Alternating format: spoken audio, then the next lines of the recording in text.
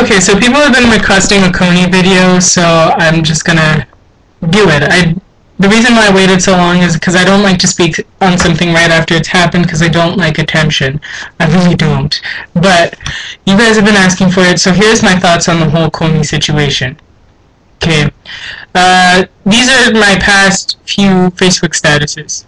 Sometimes I just have to shake my head. The Sudanese genocide went on for 22 years. People are dying in Syria. There are child sex slaves all over the world. Now people are jumping on the Kony bandwagon as it's the latest fad cause, when you know you're going to forget about it in 2 weeks or when the media stops covering it. I mean, let's be honest, people. But I hope you prove me wrong. And then later on that week, I already find the Kony situation frustrating to begin with, and the fact that people have jumped on it like the last episode of Jersey Shore makes it even worse. These are people's lives, not a fad or a trend. The fact that you like or dislike a video, or a meme or whatever you call them, isn't going to change anything. You are making a joke of the situation, and it makes me sick. People are dying around the world, and you care for only 2 weeks, and then move on with your lives as if nothing ever happened. Maybe if we actually took things seriously and did something, we would get more accomplished than having something trend on Twitter. Okay? So, I'm just going to explain some of those statements. Is Joseph Kony a bad guy? From what I've heard, yes. I don't know exactly what he's done. I don't know the extent to what he's done it, but from what I've heard, he's a bad guy. From talking to Ugandans, which a lot of people haven't bothered doing, they've just watched this video and take it as the be-all end-all truth. They say that the situation isn't as bad as it's being portrayed.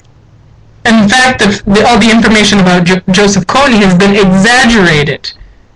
So I'm left unsure. I don't know if what he's done, if that's the truth, if that's been skewed by the media, I don't know.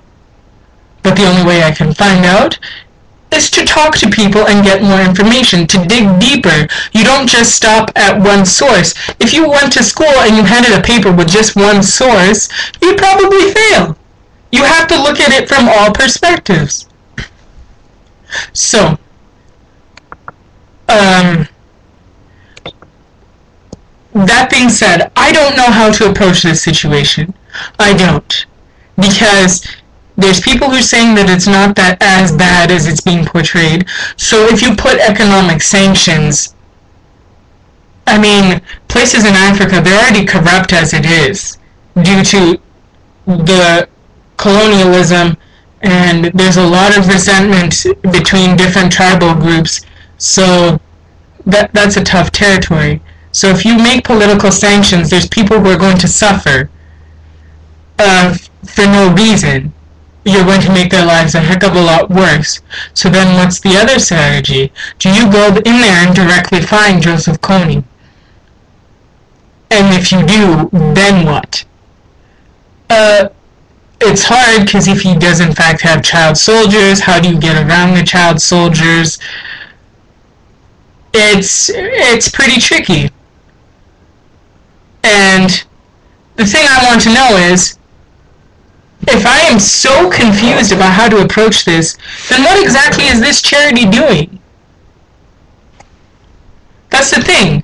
People are so quick to give their money, but do you know where that money is going? First of all, this charity isn't even transparent. From what I've heard from different reports, that they take more than 2/3 of the profits. When they went there in the video, did they even... To me, it didn't seem like they were very empathetic. Or sympathetic, I should say, because they haven't lived through it, so they will never know what it feels like, if they're lucky. So, then what? How do you approach this? And I think this is something that our government should be thinking about and working towards. And people like to act like this is some kind of new phenomenon, but Joseph Kony has been around for 28 years, and you would know that if you researched. How many of you can tell me where Uganda is? How many of you can tell me what a Ugandan even looks like. How many of you have even spoken to a Ugandan? Please tell me. Because a lot of people like to parade around like they're the experts on this situation. Now that you've thought about it, you're speaking to one right now. Though I wasn't born there. But what I would like to do is to conduct an interview with somebody who actually grew up in the time period where Joseph Kony was around, and to get their perspective on the situation. So, I've said my piece on the whole situation. I know it's probably big and all over the place, but if you leave comments, questions, I will respond to them. And in that case, I will talk to you guys later.